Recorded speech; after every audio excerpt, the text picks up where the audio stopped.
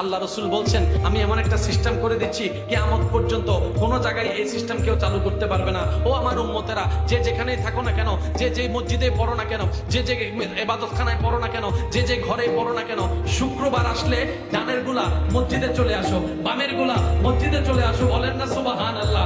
সামনের গুলা মসজিদে চলে আসো, পিছনের গুলা মসজিদে চলে আসো। এবার এই মসজিদের মধ্যে ভরপুর, ওই মসজিদের মধ্যে ভরপুর, ওই মসজিদের মধ্যে ভরপুর, ওই মসজিদের মধ্যে ভরপুর, কারোর সাথে কারো কোনো দেখা নাই। তো মহাব্বতের জন্য তো দেখা করার দরকার আছে, সবাইকে দেখানোর জন্য, বড়ত্ব দেখানোর জন্য, মুসলমান বেশি দেখানোর জন্য একটা জমায়েত দরকার আছে। এবার নবীজি কি করলেন? ওরা আমার উম্মতেরা একটা কাজ করো, রমজানের একটা ঈদের জামাত দিয়ে দিলাম, কোরবানের একটা ঈদের জামাত দিয়ে দিলাম, মসজিদ থেকে বের হও, 10 মসজিদের মুসল্লি এক ঈদগায় হয়ে যাও।